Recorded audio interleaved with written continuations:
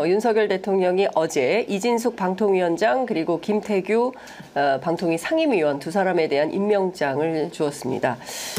취임 후 6시간 만에 마치 약속 대련이라도 하는 것처럼 공영방송 이사 선임 의결 절차를 모두 마무리했습니다. 앞으로 상황은 어떻게 변화하게 될까요? 오늘은 이 문제를 좀 집중적으로 짚어보기 위해서 국회 과방위 위원이신 더불어민주당 이훈기 의원 모셨습니다. 의원님 어서 오십시오. 예, 반갑습니다. 네, 저희 스튜디오에서는 처음 뵙는 것 같습니다. 예. 저희가 처음 오시는 분들께는 저 하얀 카메라 보고 뜨거운 연대 인사 부탁드리고 있습니다. 특히 이 과방위 현안이 너무 많아서 국민들께 연대를 좀 부탁하셔야 될 것 같아서 제가 30초 정도 인사 말씀하실 기회를 드리겠습니다. 저 인천 남동을의 민주당 이훈기 의원입니다. 지금 과방위가 그 국회 상임위 중에 가장 뜨거운 상임위가 되고 있는데 문제는 윤석열 정권이 공영방송을 어떻게 하든 장악하려는 의도를 갖고 접근하기 때문에 일이 상당히 꼬이고 어려운 상황으로 가고 있습니다. 근데 저는 국민들이 아주 현명하고 지혜롭기 때문에 이 상황을 다 보고 공영방송이 무엇인지에 대해서 국민들도 충분히 아시기 때문에 국민들의 힘으로 이 문제가 잘 돌파될 수 있을 거라고 생각을 하고 이제 민주당 과방위 의원들은 정말 극한 상황이 극한 직업처럼 아주 열심히 일하고 있습니다. 진심을 다해서 많이 성원해 주시고 같이 했으면 좋겠습니다. 네, 아니 제가 보니까 정말 극한 직업 일하는 국회 만들자라고는 했지만 이렇게 24시간 일하게 될 줄은 몰랐다라고 노종면 의원 말씀하시던데 그 청문회를 3일 했잖아요. 그러니까요. 3일 하는데 제 집이 인천이에요. 그래서 청문회 끝나고 뭐 정리하고 집에 가면 새벽 한 2, 3시 되고 이제 잘라고 누웠다가 한두 시간 있다 나오고 이렇게 한 3일을 하다가 제가 토요일 날 또 필리버스터를 했어요. 제가 그 방송사법을 대표 발의한 의원 중에 한 명이기 때문에 민주당에서 제일 먼저 필리버스터를 해갖고 그날 6시간, 7시간을 대기를 하고 한 4시간 반 정도 필리버스터를 했는데 그러니까 한 3, 4일 동안 한 2시간밖에 못 잤어요. 야, 이 진짜 극한 직업이다라는 생각이 좀 듭니다. 이훈기 의원님 목소리가 귀에 쏙쏙 들어오네요라고 댓글 보내주신 박지현님 감사합니다. 힘내라 야당, 힘내라 MBC 이런 글들이 올라오고 있는데요. 시간이 많지 않기 때문에 바로 현안으로 들어가서 여쭤보도록 하겠습니다. 앞서 말씀드린 대로 임명된 지 8시간, 취임한 지 6시간 만에 공영방송 이사 선임 의결 절차를 모두 마무리했습니다. 마치 이것을 위해서 이진숙 후보자가 그토록 준비돼 있었나? 뭐 이런 생각까지 들던데요. 그 굉장히 늦게 시작을 했어요. 왜 이렇게 저녁에 처리를 했을까요? 어떤 이유가 있다고 보십니까? 저는 좀 늦게 원래 뭐 2시에 회의한다, 3시, 그러다 5시에 했는데 일단은 탄핵 발의를 좀 하루라도 늦추기 위해서 늦게 하지 않았나 싶고 그리고 이진숙 지금 이제 방통위원장이 됐죠. 9시 17분에 출근을 했는데 이미 뭐 대통령실하고 다 사전에 얘기가 돼서 출근까지 얘기가 된 것 같고 그리고 임명 전에도 항상 그 얘기가 있었잖아요. 원포인트 방통위원장일 거다.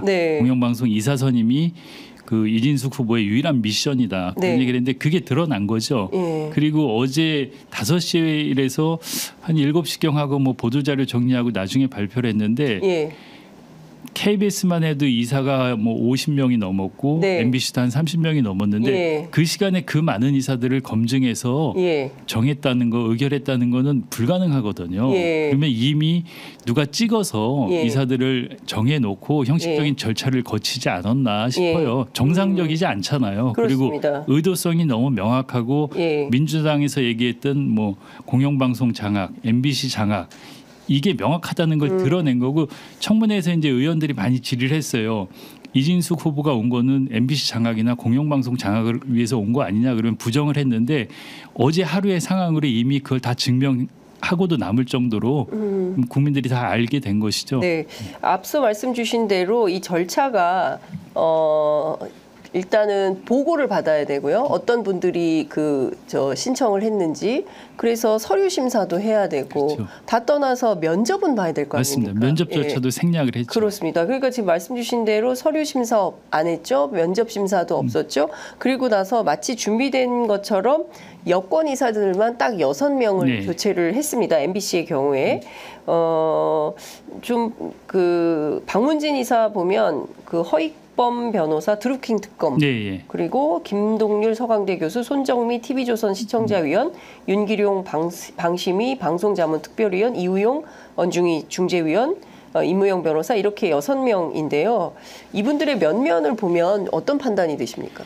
일단 MBC 출신들은 MBC 어떤 파업 과정에서 노조를 탄압하는데 역할을 했던 분들이에요. 그런 분들이 들어가 있고 네. 허익봉 특검은 아시다시피 잘 알려져 있는 분이고 네. 그리고 어떤 공영방송의 공익성을 담보할 수 있는 인물은 한 명도 안 보여요. 안 보이고 과거의 그런 전력, 네. 노조 탄압의 전력이 있거나 아니면은 정권의 거수기 역할을 할 수 있는 분들 그 정도 수준의 인물이 아닌가 그렇게 생각이 돼요. 예, 그러니까 정권의 거수기 역할을 하거나 노조 탄압에 진력을 하거나 네. 이런 사람들로 구성된 맞습니다. 이른바 6인방이다 이렇게 봐야 그러니까 된다. 박문진 이사나 KBS 이사는 방송의 독립성을 지킬 수 있는 그런 네, 분들이어야 되거든요. 네. 근데 그런 분들은 전혀 안 보이고 있죠. 네, KBS도 7명 추천이 됐는데요. 권순범 현 이사, 그다음에 서기석 이사장, 류현순 전 한국정책방송원장, 이건 여성신문사 부사장, 이인철 변호사, 허엽 영등이 부위원장, 그다음에 황성욱 전 방심위원 이렇게 돼 있는데 이분들도 그렇습니까? MBC도 박문진하고 비슷한 것 같아요. KBS 도, 예. KBS 정권에 충실하게 따를 수 있는 분들 위주로 네. 정권에서 아주 쉽게 같이 갈 수 있는 분들이라고 생각을 합니다. 이 KBS, MBC를 동시에 처리한 이유는 어디에 있다고 보세요? 그러니까 원포인트 방통위원장이라 그랬잖아요. 네네네. 그걸 보여준 거죠. 그리고 좀 앞뒤가 안 맞는 거는 네. 청문회에 나와갖고 예. 이진숙 후보가 예. 시급하기 때문에 공영방송 절차에 따라서 이사 선임을 해야 된다 그랬는데 시급성을 강조했어요. 임기가 끝나니까. 근데 일부는 또 안 했잖아요. 네. 박문진 같은 경우에 3분은 또 안 했죠. 그러니까 야권은 또 안 했어요. 일관성 그 논리도 모순인 거죠. 예. 그 이유는 무조건 법에 따라서 공영방송 임기가 끝나니까 빨리 해야 된다. 예. 그거는 법적인 거고 예. 자기가 방송장악도 아니고 무리한 게 아니라 그랬는데 예. 세 자리도 비워놓은 건 먼저 뭐예요? 논리가 모순인 거죠. 예. 세 자리 비워놓은 건 왜 야권 추천 몫은 또 비워놓은 이유는 또 뭐라고 봐야 돼요? 그러면? 전 해석이 잘 안 되더라고요. 여러 가지 해석을 해보는데 네. 뭐라고 말하기가 힘들 정도예요. 왜 그러니까 그렇게 과거에 했는지. 보면 방통위원 그러니까 이동관 위원장 전에 야당에서 최민희 지금 위원장이고 과거에 방통위원 후보를 국회 의결로 21대 국회에서 통과시키지 않았습니까? 근데 대통령이 7개월 7일 동안 임명장을 주지 맞습니다. 않아서 예. 결국 자진 사퇴할 예. 수밖에 없게 만들었어요. 뿐만 아니라 방심위에 최선영 교수, 황열헌 인천공항 맞습니다. 시설관리 사장 임명 이 안 두 했죠. 분에 대해서도 그러니까 지금 보면 국회목, 야당목은 아예 임명장을 안 네, 주는 맞습니다. 거예요. 대통령목만 밀어붙이고 야당 몫은 추천을 해도 네. 국회 의결 절차를 국회를 거쳐도? 통과해도 임명을 안 했죠. 예. 근데 지금 그게 똑같은 그러면서 상황이 이제 벌어지는 거 아닙니까? 국민의힘은 왜 민주당이 안 하냐고 얘기하는데 상당히 예. 모순이죠. 예. 그러니까 조금 정리를 해서 말씀을 좀 드리자면 일단 지금 방통위는 5인 합의제 기구인데 그 중에서 지금 2인 사실상 독임제 기구처럼 운영을 하고 네. 있고 급기야 방통위원 빵명 시대를 맞이하다가 그러다가 지금 어제 갑자기 대통령이 이제 두 사람을 동시에 추천하면서 다시 2인 체제를 만들고 이 2인 체제가 합법적이라고 주장하면서 다 5인 체제를 만들려면 야당 민주당도 빨리 추천해서 야당 들어와라라고 말을 하지만 과거의 전례를 비춰보자면 사실상 대통령 임명장을 줄까 이런 의심이 저는 그렇죠. 듭니다. 네, 맞습니다. 예. 그러니까 지금 상황을 놓고 보자면 이게 정상적으로 운영하기가 굉장히 어려운 건데 일단 전반적으로 KBS, MBC 이 여당 목만 추천했다 이렇게 봐야 됩니까? 그렇죠. 일단 숫자가 보면 여당 네. 추천 몫이고 야당 추천 몫을 왜 안 했는지는 정확히 해석은 안 됩니다 지금. 그러면은 뭐 그 야당이 방통위원 후보 추천하면 그때 뭐 그에 따라서 야당도 추천하겠다고 이런 식일까요? 뭐 그렇게 주장할 수 있겠죠. 네. 근데 그 방통위원회 그 방송사법이 그 방송 3법 플러스 그 방통위원회 네네네네. 법이잖아요. 거기에 보면은 4인 이상이 돼야지 개의가 되고 과반수의장 찬성해야 된다는 법이 통과가 됐잖아요. 그 법을 통과시킨 이유는 민주당에서는 지금 파행적인 2인 체제를 극복하기 위한 법이거든요. 그러면 그 법이 통과됐으면 그 법에 따라서 방통위원회를 운영한다는 어떤 뭔가 서로 합의가 있어야지 민주당도 추천을 하고 정상적으로 운영이 될 것 같아요. 계속 맞습니다. 추천을 하는데도 임명을 안 해왔는데 민주당이 추천 안 해서 그런다고 말도 안 되는 얘기를 하고 있거든요. 네, 그러니까 지금 뭐 국회 저 정부 여당에서는 마치 민주당에게 책임이 있는 것처럼 말을 하지만 이 지난한 방통위 역사를 보면 그렇게 얘기하기는 좀 어려운 구석이 있다. 그리고 전 더 근본적인 문제는 네, 대통령께서 공영방송에 대한 시각, 네, 방송관이 무엇인지를 생각해 보면 공영방송은 국영방송이고 장악의 대상이고 정권을 홍보하고 정권이 마음대로 부릴 수 있는 방송이라는 이런 생각을 갖고 있지 않나, 그런 의지가 강하기 때문에 이런 문제가 계속 생긴다고 생각해요. 그리고 그 과정에서 여당인 국민의힘은 발언권도 없고 입장도 못 내고 있고 워낙 대통령의 의지가 강하니까, 그래서 그 의지를 꺾지 못하면 아무것도 안 될 거라고 생각해요. 저는 그 의지를 꺾을 수 있는 건 지금 상황에선 뭐 국회도 있지만 민심뿐이라고 생각을 해요. 예. 네. 어제 그 저녁 늦게 굉장히 뭐 오늘 아침 한겨레 일면 그 사진 기사에 달린 캡션 보면 당당한 이진숙 뭐 이렇게 예. 예, 이렇게 써 있던데 지금 인사청문회 사흘 해보셨잖아요. 이분은 무슨 마음으로 이렇게 마치 본인이 의인인 제가 인사청문회 하면서 네. 마지막 날 인사청문회 3일 하고 그 다음에 그 청문 보고서 채택을 하는 전체 일을 했어요. 그러면서 이제 저는 개인적으로 제가 질의를 한 걸 중심으로 7가지 부적격 사유를 제가 말씀을 드렸어요. 7가지. 네. 그러니까 4가지는 방통위원장으로서의 부적격 사유, 3가지는 공직자로서조차 자격이 없는 부적격 사유, 이렇게 말씀을 드렸는데 저는 청문회 하면서 깜짝 놀란 게, 제가 청문회 제일 첫날 이진숙 후보가 33년 전에 쓴 오늘 밤 마이크가 그립다, 그 책을 보여드렸어요. 제가 그때 수습기자 시절인데 그 책을 사갖고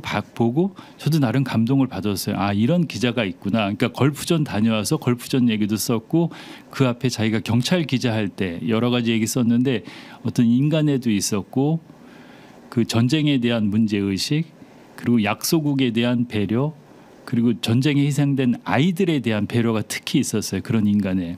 그 제가 이 청문회를 하면서 나중에 이런 질의를 했어요. 이진숙 후보는 세월호 때 MBC 보도본부장을 맡아갖고 세월호 전원 구조라는 오보. 세계적인 오보의 책임자인데, 그런 책임자가 지금 MBC 보도가 어떻게 그걸 평하는 걸 인정할 수가 없다. 그리고 방송의 공정성과 독립성을 지켜내야 할 방통위원장으로서 앉을 자격이 없다. 평생 세월호 아이들이나 유족들한테 사과하면서 살아야 되는, 제가 그렇게 얘기를 했거든요. 근데 거기에 대해서도 상당히 뻔뻔하게 대응을 하더라고요. 저는 이분은 정말 인성도 그렇고, 그리고 저는 과거에 그 걸프전이나 종군 기자 그게 나름 열심히 했지만 좀 MBC에서 만들어준 것도 있다고 생각해요. 지금 지나고 그러니까요. 보면. 예. 뭐 그 가능성이 더 커 보니까 예. 사실은 그냥 개개인이 뭐 얼마나 큰 영향이 있겠습니까? 그래서 제가 큰 그런 질의를 조직에서 했어요. 만들어지는 걸프전 측면이 얘기하면서 있죠. 예. 그 종군 기자 하면서 정말 내가 그 책을 보니까 그렇게 위험한 상황보다는 뭐 이렇게 뭐 해서 취재를 한 건 아니더라 그랬더니 저한테 뭐라 그랬냐면, 아 그럼 뭐 포탄이 터진 데서 취재를 했으면 여기 있겠습니까? 이런 표현을 하시더라고요. 맞아요. 근데 예. 그 책을 보면 뭐 호텔이나 이렇게 안전지대에서 뭐 멀리 떨어진 데서 취재하면서 뭐 리포트를 만들고 뭐 그런 거지, 우리가 생각하는 종군 기자 아주 정말 그 현장에서 뭐 포탄이나 총탄을 피해가면서 그런 건 아니거든요. 그렇죠. 예. 그러니까 그런 자료 화면을 놓고 예. 호텔 앞에서 리포트하고 그 현장 취재 같이 있었던 기자들, 바그다드에 있었던 기자들 대체로 알죠. 저는 사실 정동영 기자 선배가 만약에 MBC라는 그릇이 없었다면 오늘의 그 자리에 이진숙 저도 씨가 똑같은 앉아 생각입니다. 있었겠냐. 그 얘기가 굉장히 아팠을 것 같은데 뭐 눈빛을 보니까 그렇게 아파하는 것 같지 않습니다. 제가 이것 좀 여쭤볼게요. 지금 어쨌든 어제 벌어진 행위 그 자체에 대해서 민주당에서는 이게 위법한 소지가 있다 이렇게 보시는 거죠. 그렇죠. 일단 절차적으로 몇 단계 절차를 거쳐야 되는데 그 절차를 안 거치고 한 번에 했다는 거 절차적으로 문제가 있고 그리고 2인 체제도 여전히 문제고 어제도 가처분 신청을 했어요. 민주당에서? 민주당 방문진 일부 이사분들이 그 이진숙 위원장이 의결을 하는 건 문제가 있다고 배척돼야 된다고 재척 사유가 있다고 그 문제 제기를 했는데 받아들여지지 않았거든요. 근데 그 부분도 사실 MBC하고 여러 가지 관계가 지금 있고. 잠시만요, 의원님. 방문진 일부 이사들이 세 분인가? 현직 이사들인가요? 현직입니다. 현직 이사들이 지금 하는 거는 문제가 있다고 재촉 사유라고 했는데 그것도 안건 중에 하나 있었어요. 근데 뭐 받아들이지 않았죠. 그런 다음에 이제 박문진하고 KBS 이사 선임 의결을 한 거죠. 그러니까 먼저 이상인 부위원장이 YTN 매각할 때 그때도 재촉 사유가 있었는데 그거를 이제 무시하고 바로 의결해서 이제 저는 계속 YTN 매각이 불법이고 무효라고 주장을 하고 있는 거거든요. 똑같은 절차예요 지금. 그래서 이건 나중에 다툼의 소지가 상당히 크고 저는 문제가 심각하다고 봅니다. 그러니까 유진의 경우에 이상인 부위원장이 과거 변호사 시절에 유진이라는 기업의 변호인 역할을 했기 때문에 YTN 매각과 관련해서 결정을 한다는 것은 이해 충돌에 따라서 재척 사유가 있다. 이런 이제 설명을 좀 해주신 것이고.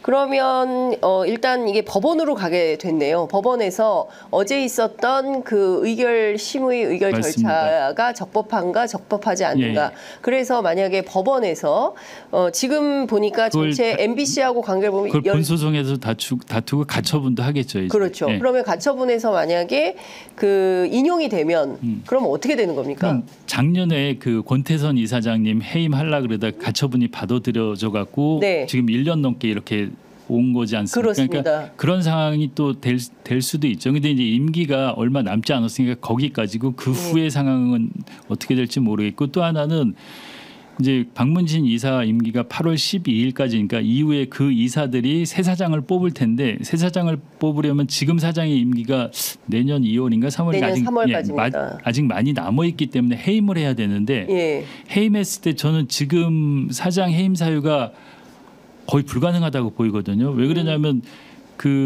지금 지상파 방송 중에서 경영 성과가 MBC가 가장 좋아요. 상반기에 SBS도 100억 이상 적자라는데 MBC만 흑자고 KBS 상당히 적자고 그리고 MBC가 신뢰도나 여러 지표 평가 그리고 또 유튜브 조회수나 이런 거에서 압도적이기 때문에 사장한테 어떤 책임을 묻기가 어렵다고 봅니다. 그럼에도 불구하고 해임을 한다면 해임 무효 가처분이 받아들여질 확률도 크다고 보거든요. 그래서 저는 그쪽에서 MBC 상황이 좀 어려움에 봉착할 거라고 생각하고 그리고 또 하나는 민주당은 당연히 어제 이제 행위가 있었으니까 탄핵 절차를 밟을 테고 그래서 국회 통과했을 때 그 다음 단계에 따라서 어떻게 하냐에 따라서 또 민심이 반응을 할 거기 때문에 이게 그렇게 쉽게 정권에서 장악할 수 있을까에 대해서는 변수가 많다고 봅니다. 네, 의원님